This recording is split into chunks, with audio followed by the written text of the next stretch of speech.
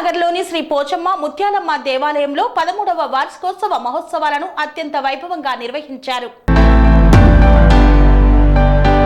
మేడ్చల్ మల్కాజ్గిరి జిల్లా ఉప్పల్ నియోజకవర్గం Meerpet HB colony 4వ డివిజన్ తిరుమల నగర్ కాలనీలో నెలకొన్న శ్రీ శ్రీ శ్రీ పోచమ్మ ముత్యాలమ్మ దేవాలయ 13వ వార్షికోత్సవ మహోత్సవాలు అత్యంత ఘనంగా ఆలయ కమిటీ వారు నిర్వహించారు. ఈ సందర్భంగా ఆలయ కమిటీ అధ్యక్షులు పూసల బ్రహ్మచారి మాట్లాడుతూ గత 30 సంవత్సరాల క్రితం అమ్మవార్లను ప్రతిష్ఠ చేసి రోజు రోజుకు శ్రీ శ్రీ శ్రీ పోచమ్మ ముత్యాలమ్మ ఆలయం భక్తుల దాతల సహకారంతో అభివృద్ధి చెందుతుందని, ఈ ఆలయంలో ఆసీనులైన శ్రీ శ్రీ శ్రీ పోచమ్మ ముత్యాలమ్మ అమ్మవార్ల భక్తులు వారు కోరుకున్న కోరికలను నెరవేరుస్తారని అపార నమ్మకం అన్నారు.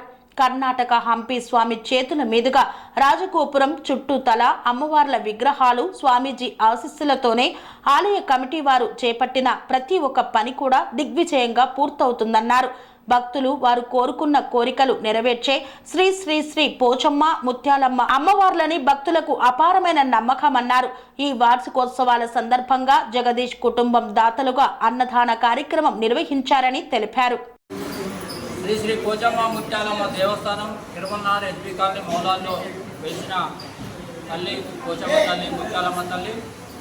మరి మనకు 1988 ఈ యొక్క దేవస్థానం ఏర్పడ్డది. అప్పటి నుండి ఇప్పటి వరకు మరి పునర్నిర్మాణం భాగంలో 13 సంవత్సరాలుగా మరి అమ్మవార్ల యొక్క పోచమ్మ తల్లి ముత్యాలమ్మ తల్లి యొక్క వార్షికోత్సవం చేసుకోవడం జరుగుతుంది. మరి ఇది పోచమ్మ టెంపుల్ దేవస్థానం హంపి మరి విద్యారాయణ భారత స్వామివారి యొక్క అధ్యక్షన ఈ యొక్క దేవస్థానం నిర్వహిస్తున్నాము. ఈరోజు స్వామివారు కూడా 4 గంటలకు రాబోతున్నారు. మరి మనందరినీ ఆశీర్వదించడానికి రాబోతున్నారు. మరి ఈ అమ్మను కొలిచిన విధంగా ఏ కోరికలు కోరితే ఆ కోరికలు తీర్చే తల్లి పోచమ్మ ముత్యాలమ్మ తల్లి. మరి దేవస్థానంలో మొదటిసారిగా పోయిన సంవత్సరం వారాహిదేవి నవరాత్రులు నిర్వహించాము. ఈ సంవత్సరం కూడా వచ్చే నెల 6వ తారీఖు నుండి వారాహిదేవి యొక్క నవరాత్రులు ప్రారంభమవుతున్నాయి. అలాగనే మనకు వచ్చే నెల కూడా బోనాల పండుగ మరి ఎంతో వైభవంగా గొప్పగా మరి దాదాపు ఎస్బీ కాలనీ మౌలాలి డివిజన్లో ఉన్న భక్తులందరూ కూడా ఉదయం నుండి సాయంత్రం వరకు బోనాలు పెద్ద ఎత్తున తీసుకురావడం జరుగుతుంటుంది. రొట్టెలు కానీ బోనాలు కానీ భక్తులు అధిక సంఖ్యలో పాల్గొని మరి బోనాల్లో పాల్గొని కూడా అమ్మవారి కృపకు పాత్రలవుతున్నారు. ఏది కోరినా అమ్మ ఇస్తుంది కనుక మరి భక్తులు కూడా ఆ రకంగానే మనకు దేవస్థానం డెవలప్మెంట్ అయింది. మరి భక్తుల కృషి వల్ల అమ్మవారి కోరిక మేరకు ఈ యొక్క దేవస్థానం ఎంతో వైభవంగా నిర్మించుకోవడం జరిగింది. హంపి స్వామి మరి ఆ గురువు వాళ్ళకు కూడా పాదాభివందనం చేస్తూ మరి ఆ స్వామి కూడా కృప ఉన్నది కనుకనే మనకు రాజగోపురం కానీ మరి పరారి గోడ మీద ఎంతో అమ్మవార్లు మరి ఎక్కడెక్కడ లేని మరి అష్టదిశ అమ్మవార్లు మనం పెట్టుకోవడం జరిగింది. మరి ఎక్కడ దేశంలో ఉన్న అమ్మవార్లందరూ మన దేవస్థానంలో ఉన్నారు. ఎక్కడికి పోవాల్సిన అవసరం లేదు. అక్కడ ఉన్న కామాఖ్య అమ్మ కానీ వారాహిదేవి కానీ ఏది మన అమ్మ ప్రత్యేకదేవి అమ్మ కానీ ప్రతి ఒక్క అమ్మవారు మన దేవస్థానంలో ఉన్నారు. ఏ బాధ వచ్చినా ఆ అమ్మవారి దగ్గర పోయి ఒక కొబ్బరికాయ కొట్టుకుంటే ఆ అమ్మ మీ కోరికలు కానీ మీ బాధలు కానీ తీర్చే ఉద్దేశంగా మనం ఈ దేవస్థానంలో అమ్మవార్లను నిర్మించడం జరిగింది. కానీ చాలామంది భక్తులకు కొంచెం మంది తెలియదు. నిజంగా చెప్పాలంటే మనం ఎక్కడో 1000 రూపాయలు ఖర్చు పెట్టుకొని పోతున్నాం. మన దగ్గర ఉన్న అమ్మవారికి ఒక్క టెంకాయ మిమ్మల్ని 1000 లక్షలు ఖర్చు పెట్టడం చెప్పడం లేదు.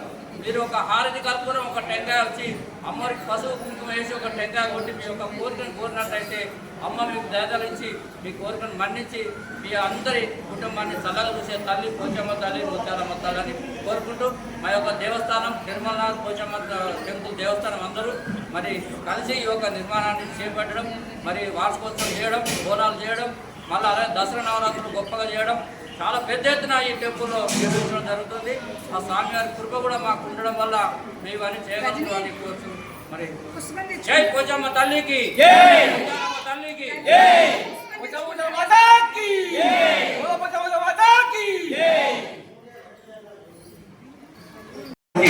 యోగాన్ని ఎంతమందికి చెబుతున్నామో ఒకసారి ఆలోచించండి. అదేవిధంగా నీ పాదాన్ని మొట్టమొదటిసారిగా 9 మాసాలు తల్లి మోస్తే మిగతా నీ జీవితం చివరి వరకు కూడా చివరికి నిన్ను కాల్చే వరకు కూడా తనలో విడిచేటటువంటిది, నడిపించేటటువంటిది, నీ యొక్క ఆరోగ్యాన్ని కాపాడుకునే పరిస్థితిని కల్పించేటటువంటిది గాలి, వాన, నీరు అన్ని రకాలైనటువంటి ప్రసాదించేటటువంటి భూమత. అలాంటి భూమాతను తర్వాత మొక్కుకోమన్నారు తల్లిదండ్రుల యొక్క వాటితో పాటుగా భూమాతను కూడా దర్శించుకోమన్నారు. ఏమని? సముద్ర వసనే దేవి పర్వత మండలే